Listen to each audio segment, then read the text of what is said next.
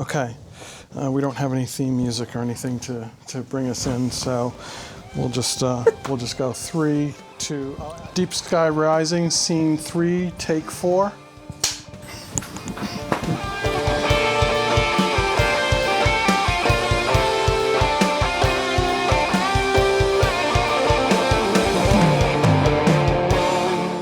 Nevin, when did you first know that music would play a significant role in your life? I didn't. I would say that I've been musically active probably since before I started going to school. It was just something that I did. I wasn't playing an instrument at the time, but I used to do a lot of singing, and I would listen to songs on the radio, particularly songs that my mother liked, and I would teach myself how to sing them. And I would perform for her a cappella and say, look, I just learned how to sing this song. The difference was that even at that young of an age, I wasn't just singing the song, I actually knew what the pitches were, and I knew how to make my voice match the pitches that they were supposed to. So that is probably when I first activated. You know, I was in chorus from kindergarten all through high school. I think I took maybe 1 year off. But so when I started, it was all about the voice, which is interesting because I don't really sing now. So were you in kindergarten when you first started singing a cappella songs that your mom liked? No, I was probably younger than that. Oh, wow. That I started doing that, but kindergarten was my first chorus experience, you know, because they start to teach you music concepts, teach you about rhythm like ta-ta, ti-ti-ta, and stuff like that with the blocks. Then they start to introduce you to the lines and the spaces on the staff and what those letters mean, which is interesting because they go in alphabetical order, and I would think that it would be easier to teach based off of the fact that they're in alphabetical order because you already know the alphabet. Right. But that's not how it's done. Do you think that if you didn't have a strong music program, at least at an early age when you were in school, that you would have still been that invested in music at such a young age and like continued it after you started doing a cappella songs? I don't know that I see a connection between what I learned in school and what I chose to do after. It started when I started playing guitar. That's when I started to consider the possibilities. And, you know, typically when you talk to somebody who's known for being a guitar player, you're going to hear a story that's similar where they heard so-and-so, and once they heard that person, they were so blown away by what that person did that they wanted to be able to do that, and that's why they started playing guitar. That's not my story because I wasn't smart enough to know that I could actually do the things that I heard other people do. I was impressed by other guitar players, but it wasn't enough of an impression for me to go, oh, I could do that. So I started playing guitar because my friends that I was hanging around with at the time randomly decided that we like music, we're going to start a band. And whether I drew the shortest or longest straw, it depends on your perspective. It was decided that I was going to be the guitar player. So that is how I started playing guitar. And it was obviously a choice because I could have said, no, I'm not going to do that. But it was a choice that I made, and I didn't really understand exactly what that meant in terms of how much work you need to put in order to be able to develop. But that sort of opened up the door for me to do other things. And that's when music, I think, became more of a lifelong journey instead of just something that I happened to do. Were these life or childhood friends that you like grew up with and then you all decided to do music, or did you meet them in high school throughout? I probably met them in junior high. I don't know if it's a logical way of thinking, but the idea was that, you know, we enjoy listening to music and we should be able to play music similar to the music that we like to listen to. And that was the whole random one day, hey, we're going to start a band type thing. And I developed slower than the others because I wasn't very disciplined. So I wasn't really putting in the effort in order to get good. And so eventually, when that situation fell apart, I was sort of on my own. I didn't really have a place that I fit musically, and I didn't really think that I was good enough because of the experiences that I had in that band. So I tended to keep to myself. And if I needed something, instead of reaching out to somebody that I knew that also did that thing, I found a way to do it myself. So I started teaching myself how to play bass. I started teaching myself how to play drums. I started exploring different ways that I could record my ideas and that I could layer them. And this was before I had a 4-track. So I started exploring all of those things, and I just never stopped exploring any of them. I just added to them because, within the last 5 years, I started playing piano, just because that was a need that I had, and it helped reinforce what I knew about music theory and made very obvious what I still didn't know about music theory. But it changed the way I thought about music, and the music that I created on the piano is very different than the music that I create on the guitar. And I like that. So I like having that as another tool for me. But I've been nurturing all that stuff over time, and my objective has never been to be the best at any of it, because for me, I don't think that's achievable. For me, I think the goal is to always try to get better at whatever it is that I do, because that seems more reasonable and it seems more measurable to know whether or not I'm doing that. Do you find that you connect to one instrument the most, even though you play a multitude? Or do you like that you can just create music through the multitude and that's what you connect with? I'm probably the most comfortable on the guitar because it's the one that I've been playing the longest. But I really think that the piano is a better fit for me. I just don't have the muscle memory and I don't have the experience on it. If I was in a position where I could set aside some of the other things and I could do a deep dive focus, it would probably be on the piano. So when you find yourself creating new musical ideas, do you think of them in terms of piano playing, or you visualize the piano while you're creating ideas, or do you do that with guitar, or you just use whatever comes to mind first after you create those ideas? Most of my musical ideas come from the piano first these days, and it's usually because I'm sitting down and I'm practicing something and I discover sounds that I've connected that really resonate with me, and I want to explore that. That is if I am creating something where the musical idea comes first. Ideally, I'd like to be in a situation where the story comes first.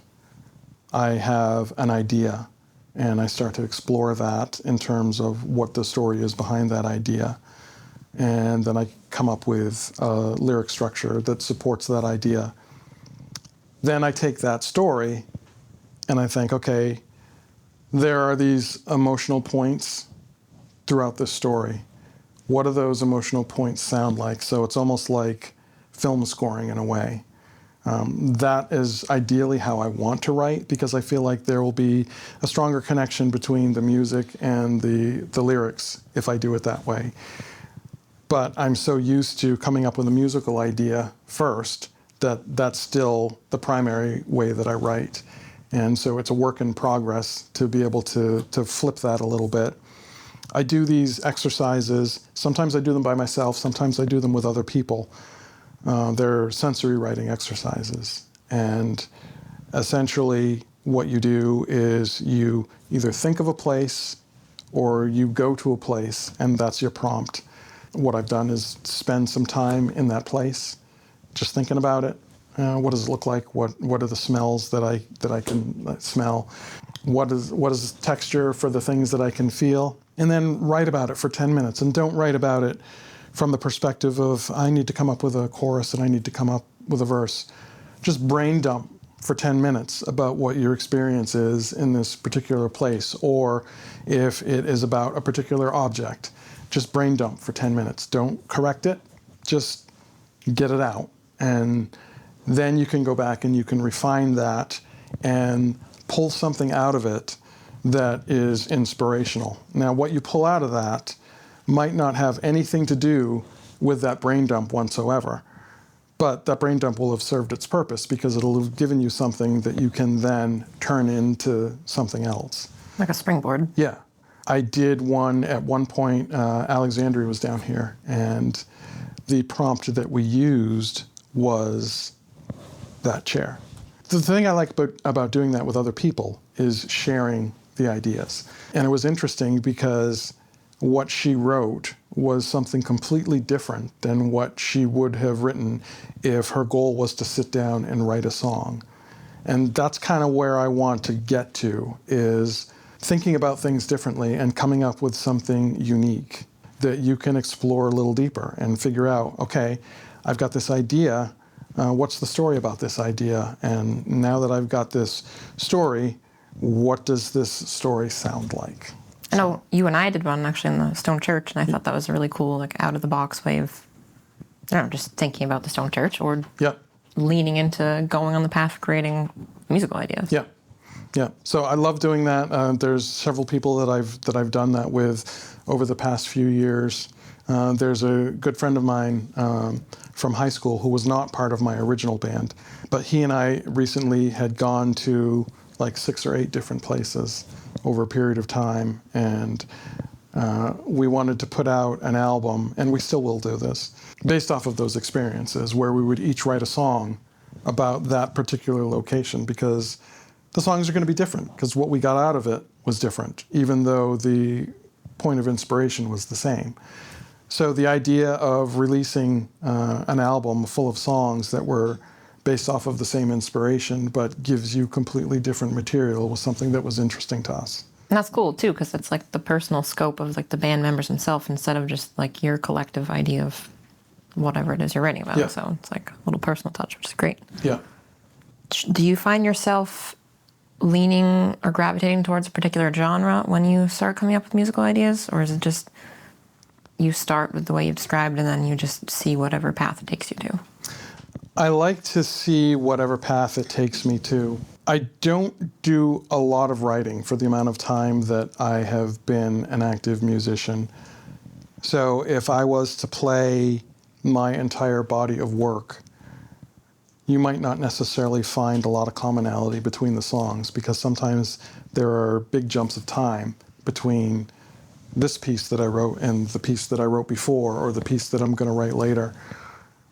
So a lot of it is influenced by what my experience is in that particular point in time. As an example, there's a piece that I wrote that I was considering giving to Congregation X, but I kept it as a piano instrumental.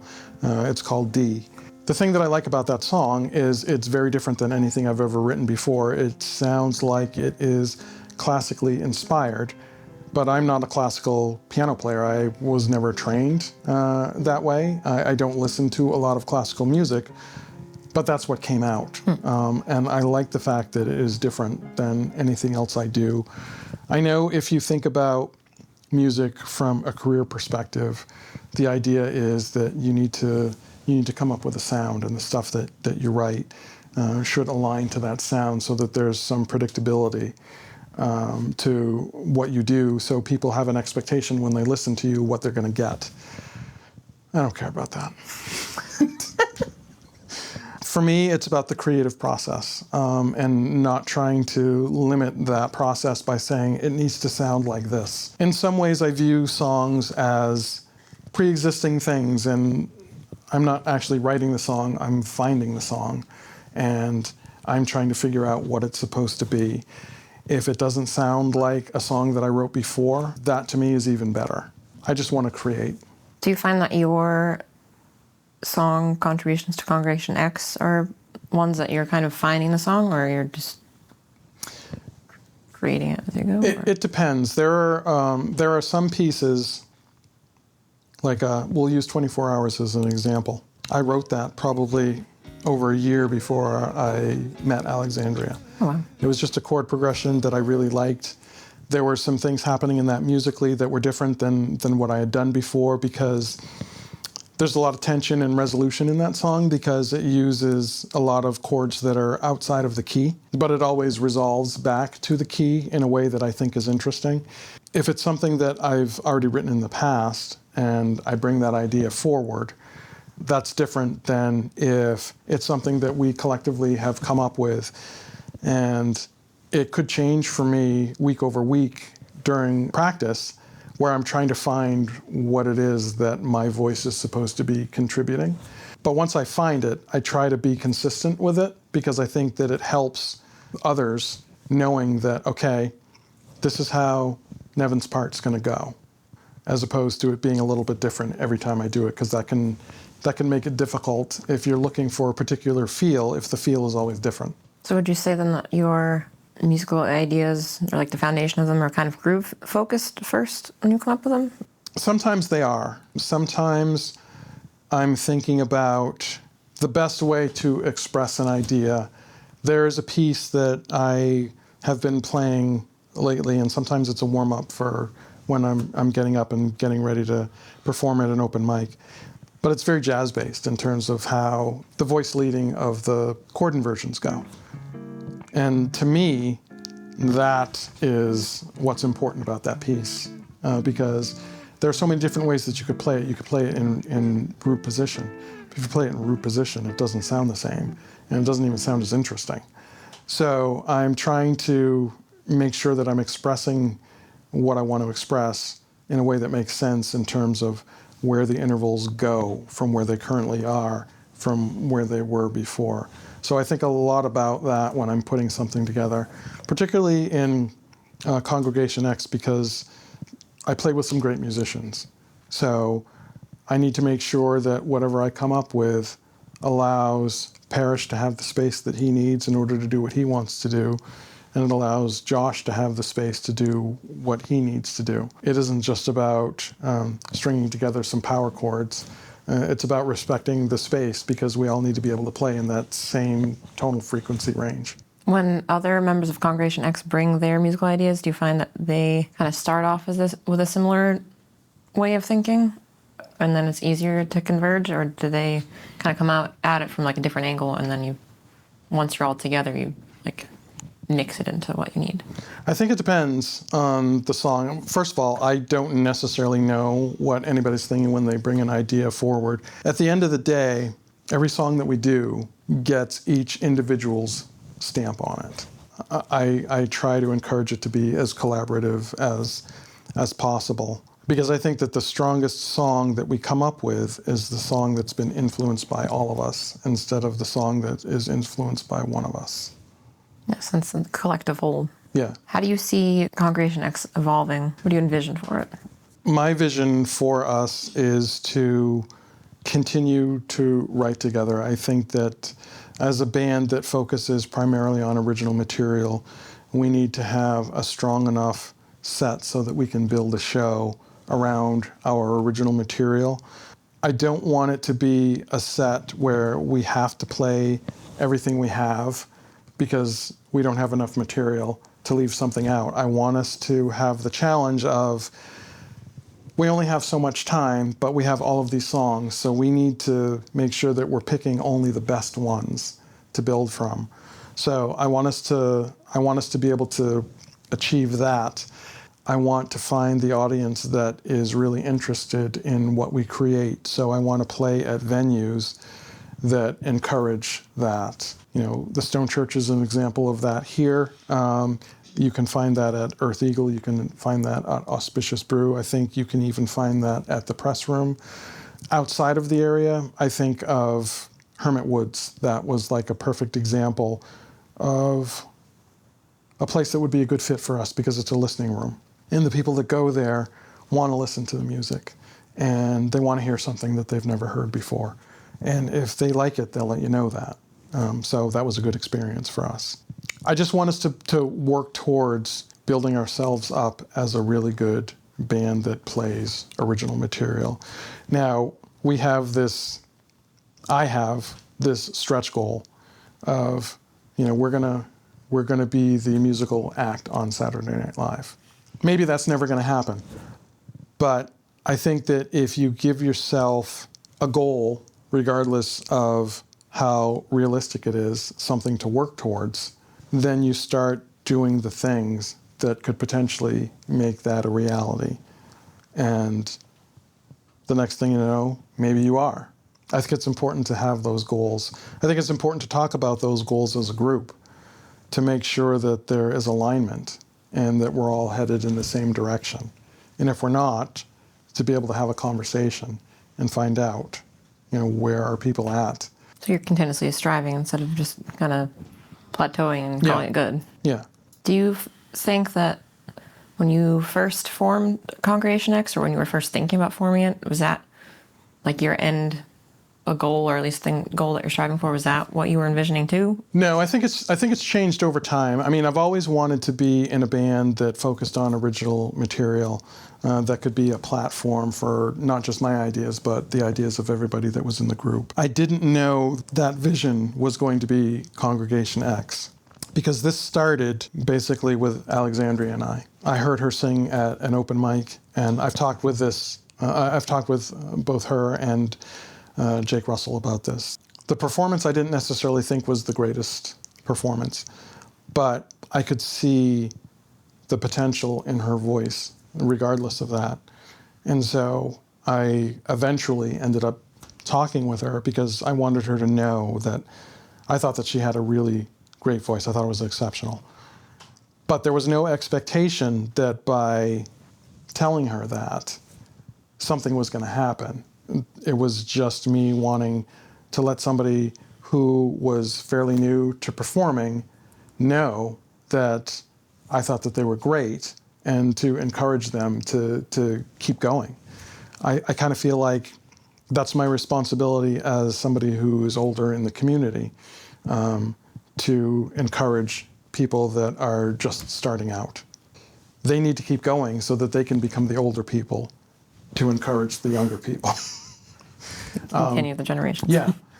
So that's how that started out. And, it just so happened that she mentioned the idea of us potentially collaborating on something, which wasn't anything that I was angling for. But the next week she invited me up on stage with her, and so we started playing together. And the idea was that, we were just going to come up with some songs that we could potentially play at an open mic. But then I started asking her questions about, have you ever done any writing? And what would happen if we wrote a song together? And the first song that we wrote together was 24 Hours. I had already written the music, but she came up with lyrics that sort of went along with that. And then we just started adding pieces along the way. And my thinking was that I wanted to create experiences for her so that she could determine whether or not this was something that she wanted to dedicate more time to. So what would it be like if we brought in other musicians? What would it be like if we started writing more songs? What would it be like if we actually performed and we featured those songs outside of an open mic? So that she could experience those things and decide that, yeah, I like this, or no, I don't like this. So it was really about trying to set a course. And then once we added the members that we have now, it sort of changed into like, okay, this isn't just about Alexandria and I anymore, this is about all of us. And that's when you can start to think about, where do we want to go? So you playing encourager, or like that being part of your role, helped to also form Congregation X. Yeah. So do you still think that being the role of encourager is like a pivotal thing, or that's what you view yourself as, or that's only part of what you view your role as? I don't think it's that anymore, because everybody has different experiences that they bring to the table, and I wouldn't say that my experiences are any more or less important than anybody else's. But it's trying to find the balance between the five of us. I think one of the advantages that we have is that there's good personal chemistry between us, as well as good musical chemistry. But I do think it's a good idea to check in and make sure that we all still are heading in the same direction. And if there's something that somebody needs to talk about, that we're talking about that as a collective. To have the team mindset. Yeah. Yeah, I think that the path that we're taking is hard. It's easier to do hard things if you like the people that you're doing it with. I think it's important to make sure that we're protecting those relationships. Do you find that you guys hang out too outside of your musical rehearsals? Not really. We have good quality time when we're here. I think that we've recognized that we need to spend more time together than the 2 hours we give each other a week. But it's hard because our schedules are generally in conflict. So Tuesday night is like the one night that everybody is set aside to make sure that we're doing this. But I think that scheduling allowed, we would do more things together. There have been instances where we have specifically said, instead of holding rehearsal, we're going to go out and we're going to have dinner together. Yeah. Because it can't all be about the music, because we're friends. And you're not robots. You're people with emotions Right. that want to form personal connections, and that's what helps to shape your music. So, Yeah. what other musical projects, or it doesn't have to be musical, but what other projects are you involved with besides Congregation X? Most anybody that asks me at the open mic, I will sit in with them. When I first started going to open mics, the things that I liked about it was that there was that collaboration. People would get up on stage and just work things out. That's changed a little bit. I kind of feel like I need permission before I go up on stage with somebody because it's their time and I want to be able to respect that. There are some people that don't want somebody else to sit in. There are some people that don't know that other people would be willing to sit in, so I don't see that as much. Congregation X wouldn't exist without the open mic, so I think it's important to honor that by going to the open mic and continuing to support in some way whatsoever. Ideally, I would like Congregation X to play at more open mics because of that, but scheduling makes that difficult. I'm also very involved with Portsmouth Public Media Company, which is local access television station. I've been on the board of directors for the last 10 or 11 months. As an organization, we've definitely had our challenges. I'm in a position now where I can put together a vision for the future of that. Part of that vision includes being able to use that as a platform for the Seacoast music scene and for the businesses that support the artists. You know, I've got all kinds of show ideas that are in some form of development, and the idea of being able to shoot those and get them on TV in front of an audience that doesn't normally see them, I think that everybody could benefit from that. Do you think your work involved with them has helped you to make connections to help keep involving Congregation X? I'm not thinking about it specifically in terms of Congregation X because I feel like that is too self-serving. I'm thinking of it more, how can I help everybody? And, you know, Congregation X gets the benefit because they're part of everybody on the Venn diagram. But it's really about serving the greater community. How did you first get involved with Portsmouth Public Media? I don't know. Great. It's a weird thing to say. I'm still trying to figure that out myself. So I started working with the staff at PPM TV to learn how to do a 3-camera show using the switcher. And I had several training sessions with them, and I got to the point that, okay, I can produce a show now. And so we would do a podcast, and I would produce that.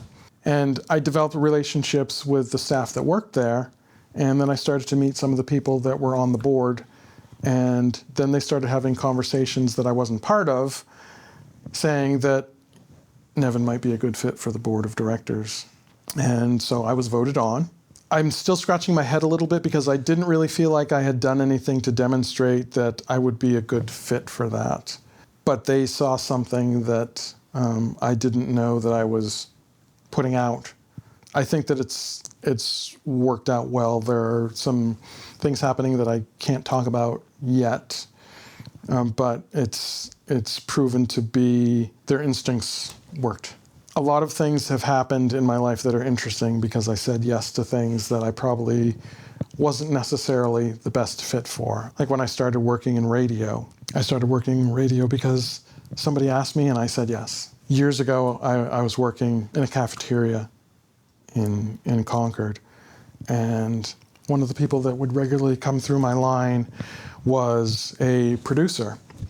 And so he stopped and he said, you know, we have a weekly radio show that we do at the radio station down the road, and we are doing an episode on men through the decades, and we don't have anybody to represent men in their 20s, and I was curious if you would be interested in doing that. Obviously, I was in my 20s at the time.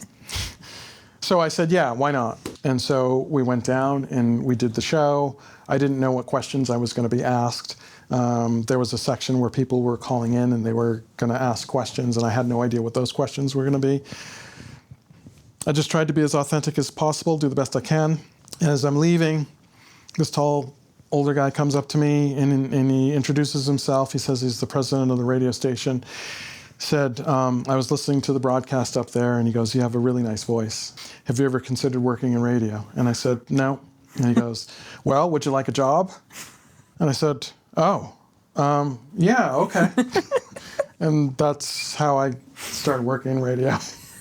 Unplanned, my life has been a series of improvisations. Did you get involved with video work too because you said yes, or were you not expecting that? Or is that a separate route that you planned? So I've been playing with video off and on since I was in high school. My interest in that is influenced by the technology that I have availability to. So once I've gotten to the point where I feel like I can't do anything more with what I have, and I don't want to spend the money to get into the next tier, then I set video aside. But it eventually comes back because as the new technology becomes old, it becomes accessible, and then you start experimenting again. So I've been playing with video for a long time, but I think this is probably the most that I have dedicated time to it, like going to the Stone Church at the open mic and setting up 3 cameras and getting a feed from the soundboard and putting together nice promotional videos of some of the people that perform there. I think that as I've done that, those have gotten better over time. But I think it's nice to be able to put something like that together for somebody. It serves a couple of purposes. It makes me better at the skill, but it also gives them something that they can use to help promote themselves so that they can continue to develop their path. One of the ideas that I have for a show is to take like the best of those videos and put it down to like a 30-minute thing and put that on TV. And it'll be the beginning of introducing a lot of these artists to an audience that might not know that they exist. But if they hear them, they would be like, oh, I want to support that. But I didn't know. Are you happy that you said yes to all these projects that have come up? Yes, I think that I am, it's weird saying this, but I think I'm where I'm supposed to be in terms of what I'm currently doing and what I have the potential to do. It feels right to me. I can't think of an example of something that I said yes to that I didn't feel 100% prepared for, that I regretted saying yes. One more question. 100 years from now, what kind of impact do you hope to leave on the community that you're part of?